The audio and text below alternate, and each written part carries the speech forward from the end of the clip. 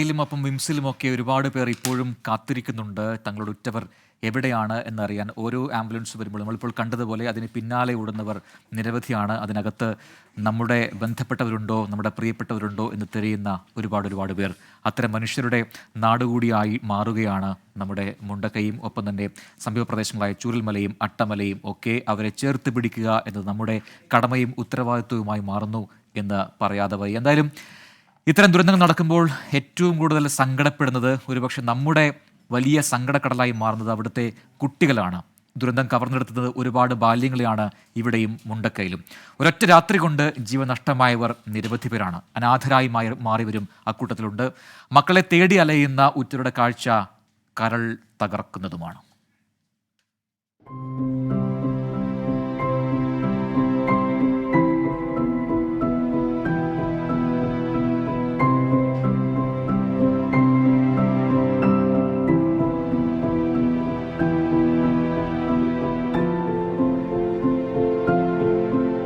എന്നത്തെയും പോലെ ആ രാത്രിയും ഇരുട്ടി വെളുക്കുമെന്ന് വിശ്വസിച്ചാണ് അവർ ഉറങ്ങാൻ പോയത്. ചെയ്തു തീർക്കാനുള്ള ഹോംവർക്ക് നേരത്തെ ചെയ്തു വെച്ചു. പുതുതായി മേടിച്ച കളർ പെൻസിൽ കൂട്ടുകാരനെ കാണിക്കുന്നത് സ്വപ്നം കണ്ടു. എന്നത്തെയും പോലെ അച്ഛൻ കൊണ്ടുവന്ന സമ്മാനത്തിന് കൂടപ്പിറപ്പുമായി വഴക്കിട്ട് വാശി പിടിച്ചുറങ്ങിപ്പോയവരുണ്ടാകും. അച്ഛന്റെ വീഡിയോ കോൾ കാത്തിരുന്ന് ഉറങ്ങിപ്പോയവർ. നാളെ ഉണ്ടാക്കിത്തരാമെന്ന് അമ്മ വാക്കു പറഞ്ഞ പലഹാരം സ്വപ്നം കണ്ടുറങ്ങിപ്പോയവർ. അങ്ങനെ എത്ര കുഞ്ഞു സ്വപ്നങ്ങൾ. ഈ ബാല്യങ്ങളുടെയൊക്കെയും സ്വപ്നങ്ങൾ പെയ്തിറങ്ങിപ്പോയത് ഒരൊറ്റ രാത്രി കൊണ്ടാണ്. ആ രാത്രി അതെങ്ങനെയാണ് പുലർന്നതെന്നവർക്ക് ഇനിയും ഓർമ്മയില്ല. നെഞ്ചോട് ചേർന്ന് കിടന്ന അച്ഛനെയും അമ്മയെയും കാണുന്നില്ല. ചുറ്റും ഇരമ്പിയെത്തിയ വെള്ളം മാത്രം.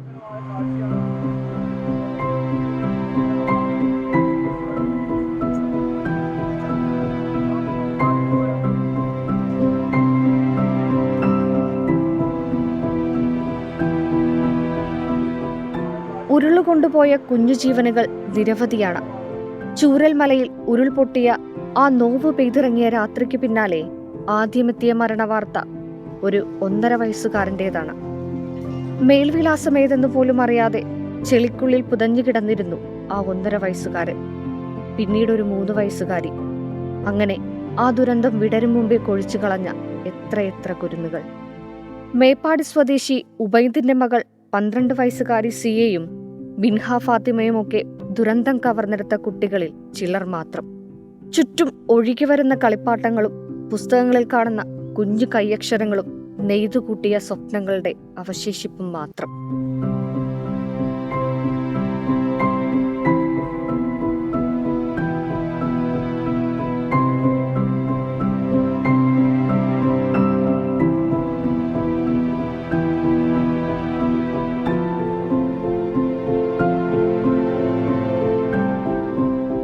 ഏറ്റവും ദയനീയം, കൺമുന്നിൽ നിന്ന് ഏറ്റവും വേണ്ടപ്പെട്ടവരെയൊക്കെയും ഉരുൾ കൊണ്ടുപോയി തനിച്ചായി പോയ ബാല്യങ്ങളുടെ മുഖങ്ങളാണ്.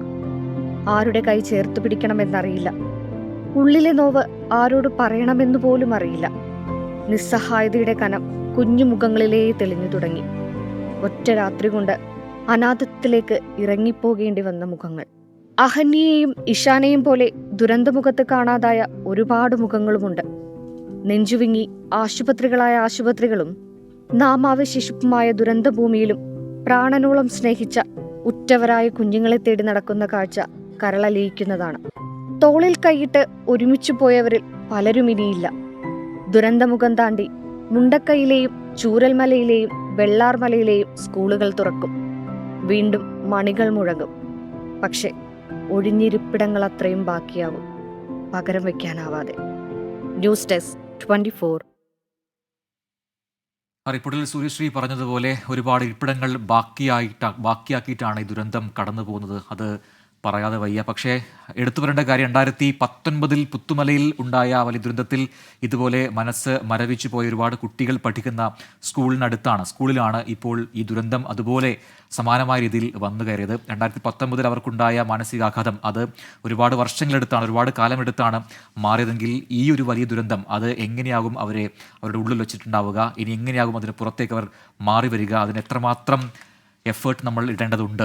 ഓരോ രക്ഷിതാവും ഓരോ അധ്യാപകനും അതിൽ എത്രമാത്രം ഭാഗഭാഗാക്കേണ്ടതുണ്ട് എന്ന കാര്യം ഇപ്പോൾ ഒരു ചോദ്യചിഹ്നമായി നിൽക്കുകയാണ്. പക്ഷേ കുട്ടികളാണ്, അവർ മുന്നോട്ട് തന്നെ പോകും. നമ്മുടെ വലിയ പ്രതീക്ഷയുണ്ട്. അവരെ ചേർത്ത് പിടിക്കേണ്ടത് നമ്മളാണ്. അത് നമ്മൾ ചെയ്യേണ്ടതുമുണ്ട്. കൂടുതൽ വിവരങ്ങളുമായി റീത്ത് ചേരുന്നു. ഇന്നത്തെ രക്ഷാദൗത്യം അവസാനിപ്പിച്ചിട്ടുണ്ട്, തെരച്ചിൽ അവസാനിപ്പിച്ചിട്ടുണ്ട്. പക്ഷേ അവിടെ ബെയിലി പാലത്തിൻ്റെ നിർമ്മാണം പുരോഗമിക്കുന്നു എന്നുള്ളത് പ്രതീക്ഷയാണ്. രാത്രിയിലും പാലം നിർമ്മാണം തുടരാനാണ് നിലവിലുള്ള തീരുമാനം എന്നാണ് നമ്മൾ മനസ്സിലാക്കുന്നത്. പരമാവധി സമയം അതുമായി ബന്ധപ്പെട്ട് മുന്നോട്ട് പോവുക എന്നുള്ളതാണ് ദൗത്യസംഘം ആലോചിക്കുന്നത്, സൈന്യം ആലോചിക്കുന്നത്. അതുതന്നെയാണ് ഏറ്റവും പ്രധാനവും. കാരണം ഇന്നത്തെ തെരച്ചിൽ അവസാനിപ്പിച്ചിട്ടുണ്ട്. നാളത്തെ തെരച്ചിലിലേക്കാണ് എല്ലാവരും ഉറ്റുനോക്കുന്നത്. അതിന് സാധ്യമായ സംവിധാനങ്ങൾ മുണ്ടക്കയുടെ മറുകരയിലേക്ക് എത്തിക്കണമെങ്കിൽ തീർച്ചയായും ആ ബെയിലി പാലം യാഥാർത്ഥ്യമാകേണ്ടതുണ്ട്. അതിനുവേണ്ടിയുള്ള ശ്രമങ്ങളാണ് അവിടെ നടക്കുന്നത്. ഏറ്റവും ഒടുവിലായുള്ള കണക്കുകൾ പുറത്തു വരുമ്പോൾ, ആശുപത്രികളിൽ നിന്നൊക്കെയുള്ള കണക്കുകൾ പുറത്തു വരുമ്പോൾ മരണസംഖ്യ 282 എന്ന കണക്കിലേക്ക് എത്തിയിട്ടുണ്ട്. നിലമ്പൂരിൽ 72 മൃതദേഹങ്ങൾ ചാലിയാറിൽ നിന്ന് മാത്രം കിട്ടി എന്നുള്ള കണക്കുകൾ പുറത്തു വന്നിരുന്നു. നടുക്കുന്ന കണക്കുകളാണത്. അതിൽ തന്നെ പലതും ശരീരഭാഗങ്ങളായി ആണ് കിട്ടിയത്. മേപ്പാടി CHCയിൽ എത്തിച്ചത് 123 മൃതദേഹങ്ങൾ എന്നുള്ള കണക്ക് പുറത്തു വന്നിരുന്നു. വിവിധ ക്യാമ്പുകളിലായി 3000-ലധികം ആളുകൾ ഇപ്പോഴും കഴിയുന്ന നിലയുണ്ട്. കൂടുതൽ പേരെ ക്യാമ്പുകളിലേക്ക് അവസാന മണിക്കൂറുകളിലും എത്തിച്ചുകൊണ്ടിരിക്കുന്ന കാഴ്ച നമ്മൾ കണ്ടിരുന്നു. രക്ഷാദൗത്യം ഇന്നും ഒരുപാട് വെല്ലുവിളികൾ നേരിട്ടു. ഇന്ന് ഉച്ചയ്ക്ക് ശേഷം വലിയ രീതിയിലുള്ള കനത്ത മഴ അവിടെ പെയ്തിരുന്നു. അതിനുശേഷം ഇന്നലെ സൈന്യം നിർമ്മിച്ച താൽക്കാലിക പാലം വെള്ളത്തിൽ മുങ്ങുന്നതും പിന്നീട് സൈന്യം വടം കെട്ടിയ പാലം ഉയർത്തുന്നതും അതിലൂടെ മറുകരയിലുള്ള ആളുകളെ സാഹസികമായി അപ്പുറത്തേക്ക് എത്തിക്കുന്നതും ഒക്കെ നമ്മൾ കണ്ടു.